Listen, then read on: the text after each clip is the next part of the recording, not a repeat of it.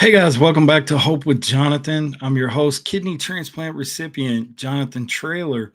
Hey guys, on tonight's show, we have a very special guest going to talk to us tonight about 5 tips when following the kidney diet or the renal diet. And, that can be very overwhelming. So, maybe you've been recently diagnosed with kidney disease, or maybe you've been told that you need to consult with a kidney dietitian.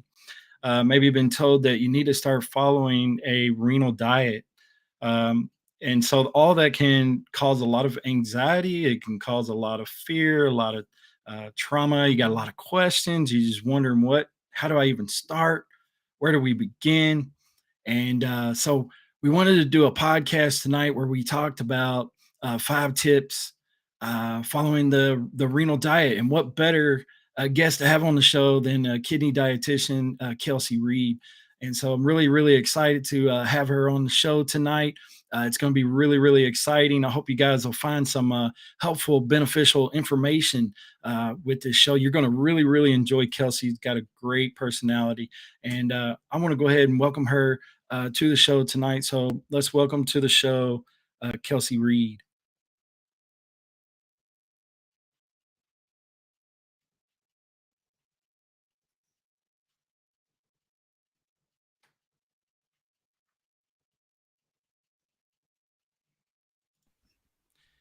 Hello, Kellsey. How's it going?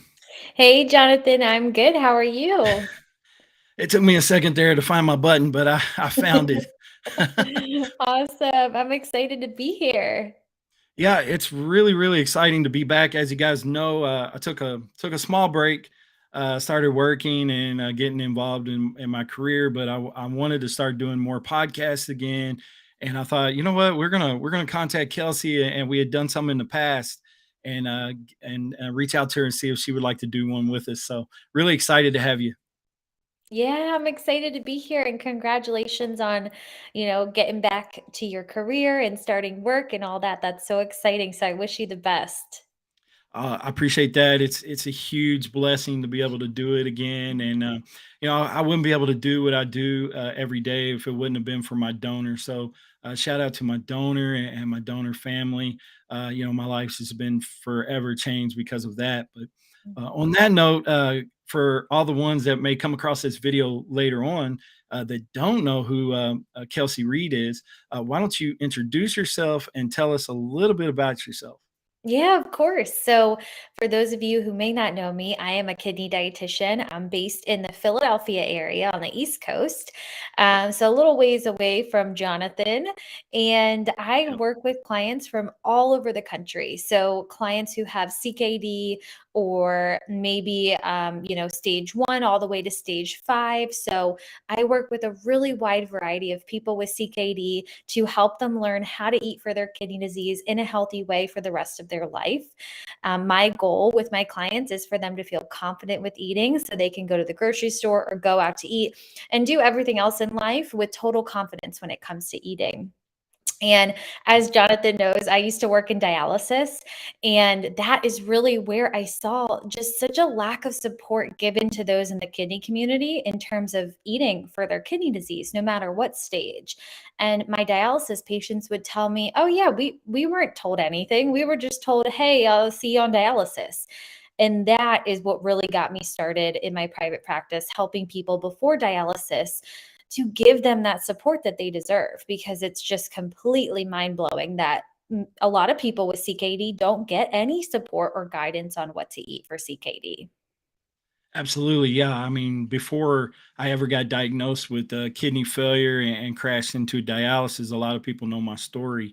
Man, I didn't know anything about dialysis, kidney failure, and renal diets, and phosphorus, potassium, all these different medical terminology, and it is a lot, especially when you get diagnosed and they start throwing all Mhm. these medical terminology words that you've never heard before. It can Yep. cause a lot of anxiety, a lot of fear. And spending time in the grocery store, like you mentioned, I remember when I first came out of the hospital, me and my wife actually walked up and down aisles of the grocery store for like 3 hours. Oh my goodness. And we were just reading bags of back of bags and boxes, and looking at different ingredients and finding out that, man, some of the stuff that we have been eating for years is just really terrible for. Mhm. But with that being said, Kelsey, I want to go ahead and roll into this. We're going to be talking about 5 tips, to help you get started when following the renal diet. So, what type of tips do you want to start with a countdown, or do you have like a top 5, or how do you want to do it? Yeah. Yeah, we love our top 5 lists. So let's start with the countdown. Let's start with maybe that number 5. Okay. I mean, all of these things are so important when it comes to eating for your CKD and knowing how to follow a kidney-friendly or renal diet. And really, that number 5 one is gonna be, don't believe everything you read on Google. And this is important because when you start to read on Google and search for renal diet information or kidney-friendly recipes, you're gonna find a whole lot of information that is totally outdated, and it's a lot of misinformation too. I mean, if we were to Google right now, "Can you eat beans with CKD?" We would find a million different websites with totally different answers. And the reason why there is so much conflicting information on Google is because a one size fits all approach to kidney disease is really non-existent. It just doesn't work.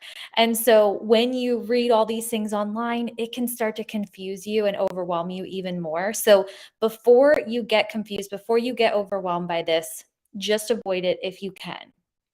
Yeah, absolutely. It can be very overwhelming, and some of the sites that I've visited when I crashed into dialysis and started Mhm. googling like kidney failure and and the renal diet and all this stuff. I mean, according to some of those sites, I shouldn't even be sitting here right now. So Right. you have to be really careful of what you get a Mhm. hold of and read, and definitely always refer to your team. Because just because one person has a diagnosis or their story is not your story. So you Yep. have to definitely always refer to your team. And we want to reiterate that for this show as well, that this is, no way, shape, or form, any information here is not a medical diagnosis or a prescription for anyone to follow. Please refer to your team. And I believe that's really a safe play in all aspects of your medical care. Mhm. Oh, yeah, definitely. And that kind of leads me into the next one, number 4, which is, don't take any supplements, vitamins, minerals without talking to your healthcare team first. This is so important. There are so many resources out there that claim that they can cure kidney disease with by taking a certain supplement or a certain vitamin, and we know that's just not true, right? If that was the case, then no one would have kidney disease and we'd all be so, our kidneys would all be so healthy. And Sure. so we want to make sure we are following our doctor's guidelines. And Yeah.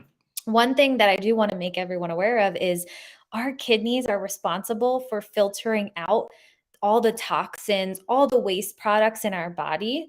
But when you have kidney disease, your kidneys aren't able to do that as efficiently. So when you start to introduce all these supplements, herbs, vitamins, minerals into your body, your kidneys have to try and get that out of your body. That's their job. But a lot of times they can't. And then it can build up and become harmful for you. So avoid taking anything without talking to your doctor or dietitian first. Exactly. Mhm. And, as you know, like you see these as seen on TV or different people in here with like infomercials that say, our product can do this, our product can do that. More than likely, these products are too good to be true. And Right. if they sound like they're too good to be true, then most likely they are. And Mhm. most of them are scams, and a lot of supplements are not even federally regulated by the FDA. So you have to be really, really careful what you're putting in your body. And again, I'm going to say it again: refer back to your team, ask questions, do your research. Definitely talk to someone that knows more than you. Mhm. Yeah, definitely. And that's the thing, right? We're all always learning. We're always trying to educate ourselves, but your best bet is to go to someone who is an expert on, Mhm. kidney disease, which is going to be your nephrologist, your doctors. You can also talk with your kidney dietitian as well if you're working with one. Absolutely, Mhm. absolutely. All right, so number 3. Yeah, so this one's a good one. You might know what I'm going to say, but number three is going to be to work with a kidney dietitian if you can, if you have access to that, if you have the resources to do so. And this is because, as Jonathan and I have been saying, there is just so much conflicting information out there. There is so much that goes into a renal diet, a kidney friendly diet, and a kidney dietitian is the expert in eating for your CKD, or, if you're on dialysis, if you have kidney stones, if you've had a transplant. And I specifically want to emphasize kidney dietitian. So, as dietitians, as registered dietitians in the United States, we can work with a really large variety of people, maybe diabetes or people with heart disease or high blood pressure, high cholesterol. And that's what's so amazing about our profession. We have a lot of skills, but when you are not working with someone who specializes in kidney disease, you might not get the best support possible. So working with someone who actually specializes in that, like myself, a renal dietitian, is going to be really important so that you can get that support that you deserve. Absolutely. Kelsey, let me ask you this. What do you think the main reason why people are either afraid or apprehensive of contacting a renal dietitian? Yeah, that's a good question. And I think that I see a lot of doctors' offices doing a better job of this, but I really think it starts there. And there is such a lack of education to patients in the kidney community. I have clients who I work with who their doctors just say, "Okay, you have CKD, and here's a pamphlet on a low sodium diet. Good luck." And they're like, Yeah. "Okay, but wait, how do I even how Right. do I do this? I love these foods. How am I supposed to eat them if they have sodium in them?" And so what the doctor should be doing is saying, here's a pamphlet, but I'm also going to refer you to this dietitian who can help guide you and help support you on this journey, because it's not easy. It's not going to be easy. It might be confusing for you, and you need that support. You deserve that support. So there's definitely that lack of referring to a dietitian in doctors' offices for sure. Absolutely. And we were talking about earlier, talking to a professional, someone that knows more than you do about a subject, not relying upon Google or reading a Mhm. bunch of stuff that you may read that may not be entirely correct or Mhm. completely outdated from the Yeah. Stone Ages. So Yeah. uh, you want to find someone current and up to date and that knows what they're talking about, and a professional. Yeah. And so I'm sure that there's many ways people can contact you if they were interested in contacting you, and we'll share that information at the end of the broadcast. But I think it's definitely, I would say that doctors need to play especially nephrologists, and there's many things that I think that they need to push. Um, uh, but one of them, I think, it should be pushing you toward consulting with a good solid renal dietitian that can help you get started, because the days to me of handing someone a pamphlet in 2022 and expect them to go home and read that and learn from that, those days are gone. And Yeah, I agree completely. And I think you make a really good point. Like, there just needs to be so much more support given. And that handout, that pamphlet is not going to cut it. no. And I do want to share with everyone too who's listening that you can actually go to the National Kidney Foundation website, and they have a dietitian directory. So you can actually look up renal dietitians in your state in the United States. I know I'm licensed in about 12 different states in the US, so you'll see my name under some of those states, but there are a lot of other renal dietitians out there, and you can find them all on that directory. It's totally free to access it, and they give you all the contact information for all those dietitians, so you can call around, find one that works for you. You can also ask your nephrologist office or your primary care office as well. Awesome, awesome. Yeah, I highly recommend the National Kidney Foundation. I'm active with them as an ambassador. Also, I'm on the CAC committee. which we and we meet like once a month and talk Mhm. about ideals and things that we're doing in the kidney community. And we also try to address issues that are going on inside of the community. But I highly recommend NKF. They're a wealth of knowledge. Their website is great. They have a lot of information there. So, like I said, go check it out. So, number two, Yeah, okay. So number 2, now we're getting into more of like the diet related things. So number 2 is going to be to follow a more plant-based diet. And we've talked about fruits and veggies before on previous podcasts, so sure, you know my love for those. sure, But following a more plant-based diet has been shown to help manage kidney disease, not just kidney disease, but also blood pressure, cholesterol, weight, blood sugars, if you have diabetes or prediabetes. So it really has so many health benefits to it. But I know we've talked about this before.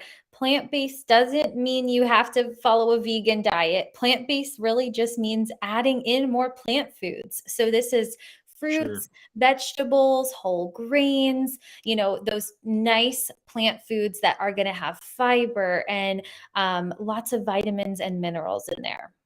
Yeah.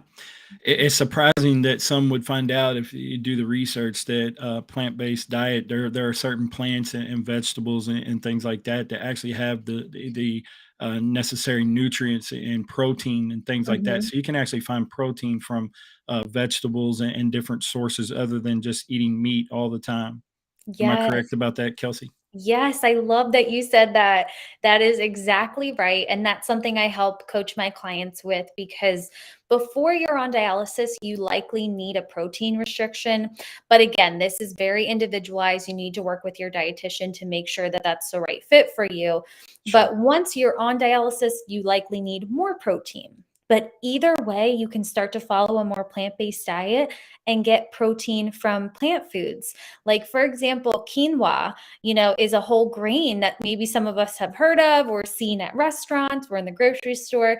And that has lots of fiber, vitamins, and minerals, but it also has protein in it. So we can get as much protein from quinoa as we can from one egg. So it's just a different source of protein that is a little bit easier on the kidneys. Sure. Yeah, and you know what? You can always try new things. That's always exciting as Mhm, well. So if you've never tried something such as quinoa, mhm, you can go check that out in your grocery store. I know HEB. I'm here in Texas, so when you walk into HEB, they have like a unlimited supply of like vegetables and just all kind of different ones that I've never even seen before. So mhm, I'm sure that if you went and checked out your local grocery store, you can find some of these other vegetables that you're speaking of. It seems like in the American diet, it's just like green beans and corn and mhm. broccoli and cauliflower. So some of these other ones may be new to you, but possibly would be beneficial to you to definitely check out. Yeah, exactly. It doesn't hurt to try something new. If you totally hate it, don't force yourself to eat it, but you may end up loving it and it could be a new staple in your diet and just to give you more variety too. I know a lot of times, I like to recommend new fruits or vegetables for some of my clients and new grains. So quinoa, farro, millet, buckwheat are some great grains, but also in terms of fruits and veggies, doing things like arugula or Brussels sprouts, kale. Those can be really nice additions to your diet and can give you more variety than maybe if you do broccoli and green beans and corn all the time. Yeah. Yeah, I love to try new things, so definitely don't be afraid to step out there and try new things. You'll be surprised. You just never know. Yeah, and the other one too is tofu. That's a great plant-based protein, and it's made from soybeans rather than eggs or chicken, which is an animal-based protein. So that's something that can be really helpful for you. But I know a lot of my clients are always a little hesitant to try it. And one of the great things about that is, again, if you don't like it, you can totally get rid of it, give it to a family member, or some stores will let you return it and you can try something else. So never hurts to try it. Yeah, absolutely. Like I said, you might be surprised. You might actually like it. So, Yeah, yep. So, exactly. And I think we can all use something new in our palate. I mean, it seems like, we always eat the same old stuff. So yeah, it's interesting to be able to find something new and say, "Hey, I actually like this." So that's kind of exciting, especially to your tongue. Yeah, it is exciting, and it kind of just makes eating a little bit more enjoyable sometimes too. Like if you're stuck in that rut and you're like, "Oh, I'm eating all the same things over and over again," it Yep, just makes it a little more fun. absolutely. Yep. So let's go with the we're at number one, huh? We're at number 1. I don't know if this is gonna surprise you or not, you tell me, but Okay. I thought that this is truly one of the most important things when it comes to following a renal diet, following a kidney-friendly diet, and typically across the board, it is the case for everyone with CKD stages 1 through 5, not on dialysis, or if you are on dialysis, or even if you've had a transplant or have kidney stones. So anyone dealing with any type of kidney issues. All right, number 1 is follow a lower sodium diet. Did that Okay. surprise you? Not really. Okay, well, good, I'm glad. You're like, "I got this, I'm a pro, so I'm good." Yes, so following a lower sodium diet is something that sometimes is overlooked. Hmm. Maybe we focus on potassium or phosphorus, but really, in reality, most people don't need to limit phosphorus or potassium with CKD.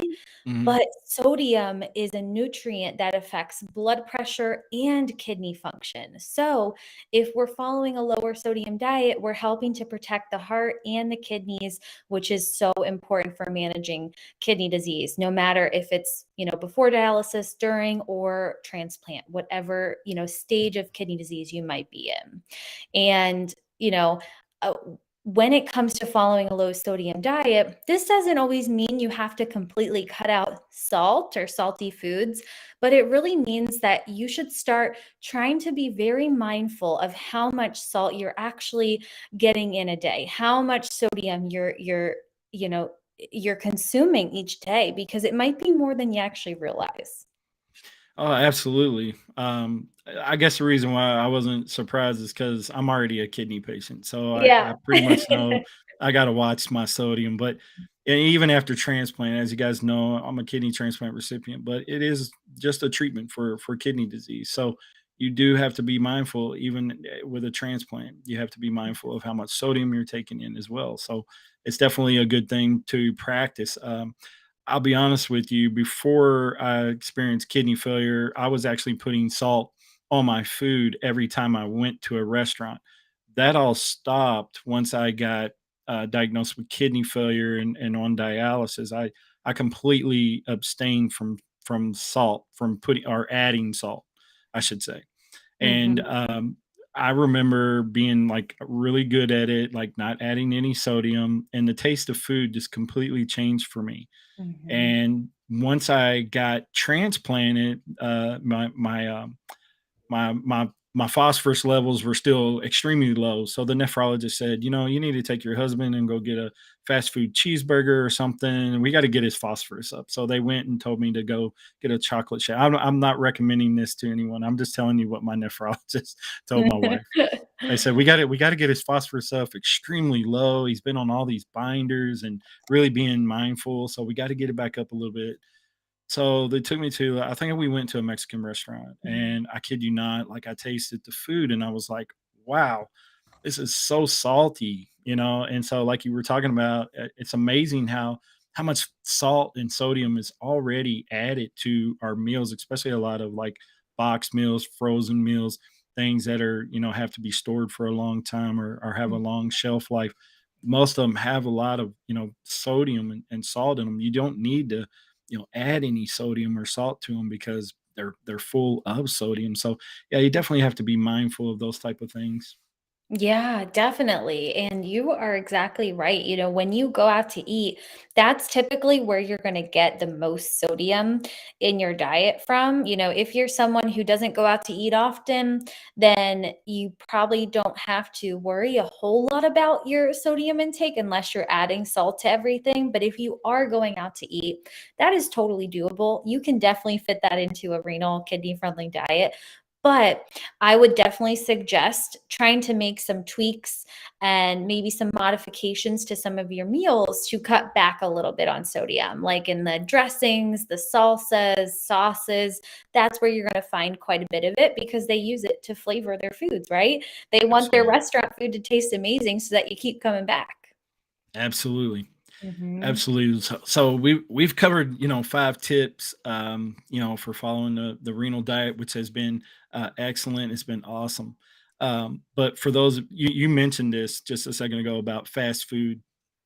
And I just have a really quick question. Like, Hmm. if you could talk to anybody out there and tell them about, following the renal diet, and give them maybe some ideals of maybe some restaurants or types of food that maybe they could eat, starting off with the renal diet at possibly, maybe if they have to eat it at a fast food place or a restaurant, what Hmm. would you Yeah. recommend?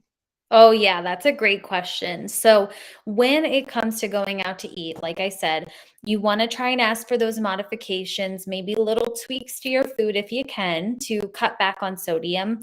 But one of the other great things you can do is if it's a fast food restaurant or a chain restaurant like McDonald's, Burger King, Wendy's, Taco Bell, even, you can actually go online and look up their nutrition information.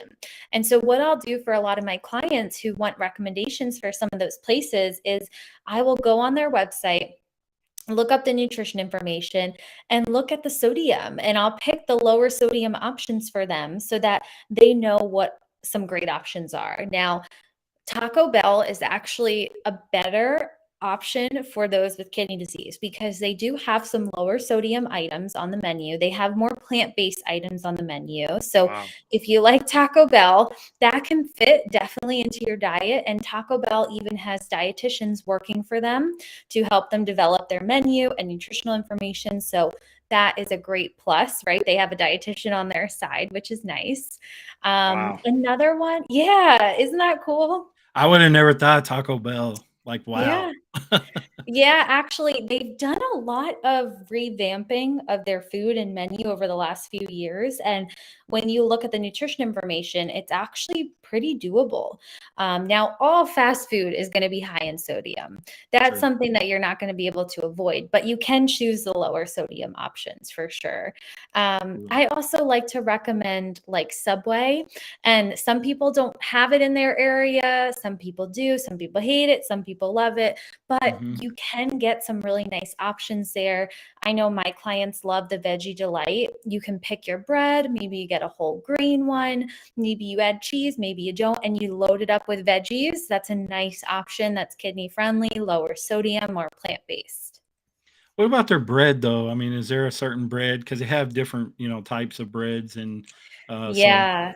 Yeah, they do. So some of them are going to be higher in sodium than others. mhm, So I believe, just off the top of my head, I think that the regular, I think it's called Italian bread, maybe just the white okay, bread and the multigrain are good options. mhm, But again, you can also, if you're like, oh, I don't like those two, I want another one, you can go on their website and actually look at the sodium in that bread. And now, bread is going to be a food that can be high in sodium. So, always best to just check that out and make yeah. sure it fits for you. Yeah, I remember when they came in my hospital room and started talking to me about the renal diet, and, they immediately told me that I had to only eat white bread.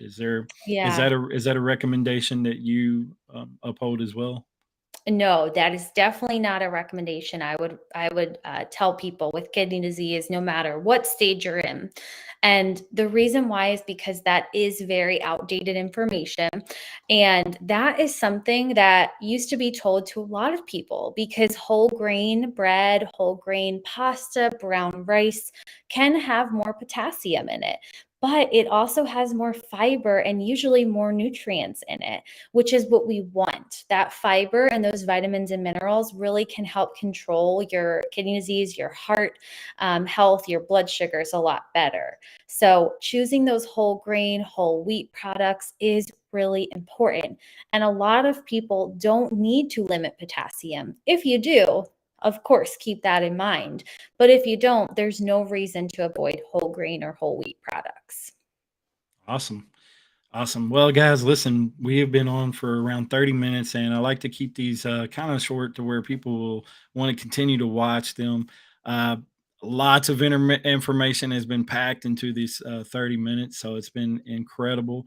I'm really excited that we had Kelsey Reed on here. Thanks again, Kelsey, for coming on and sharing with us. I want you to take an opportunity to tell people where they can find you. I know you're pretty popular on Instagram. You're pretty popular on apps like TikTok. So you tell everybody where people can find you. Yeah, of course. Thanks for having me so much. I appreciate it. I love chatting with you and sharing tons of tips for everyone. So you can actually find me on Instagram and TikTok, like Jonathan said, at ckd.nutrition.coach. The same username on both platforms. You can also join my free Facebook community to get tips and tricks for eating for your CKD. It's CKD Nutrition Free Community. And then you can find me on my website at ckdnutrition.com. Awesome, awesome. Yeah, she's been known to show up. I think she did a Zoom call with Kidney Solutions, who Mhm. I'm affiliated with as well with Kent Bressler, and I believe you connected with Shane Blanchard of Mhm. Midwest Kidney Warriors. So, talk about what you discuss in these type of Zoom calls with different groups and things like that. Yeah, so a lot of times I'll join different support groups or different organizations to really answer questions from the kidney community and give support that way because there's such a lack of support given and there's so much information. I like to help kind of narrow it down a little bit for people and really make it easy to understand. So I'm always answering questions there as well as in my Facebook community too. Awesome, awesome. Any words of hope or any words of wisdom for anyone that is newly diagnosed, fixing to start on the renal diet, or and just some sort of encouragement that you would like to leave with us before we end the show? Yeah, of course. So, this is something that a lot of my clients tell me as well. So, I want to share it with you if you're newly diagnosed or, about to start following a more kidney friendly diet. It's that there is hope. You can do this. And even though you might find websites or, Google might tell you to avoid certain things, most likely you don't have to. So you are going to get through this. You are going to be able to manage your kidney health in the best way for you and do what works best for you. And don't ever forget that. And just don't believe everything you read online. Awesome. Awesome information. Guys, I hope you really enjoyed this tonight. This has been very beneficial. Lots of information shared. Kelsey's been awesome guest. So we're gonna bring her back soon. Talk about something else. We'll figure out what the topic will be, but she's always very informative. So guys, please go check her out. If you're not already following, hit that follow, subscribe, like, whatever it is. Whatever app it is, and go check out Kelsey Reed. Thanks again, Kelsey. Really appreciate you. You guys take care. God bless. Take care of your kidneys. Thank you. You're welcome.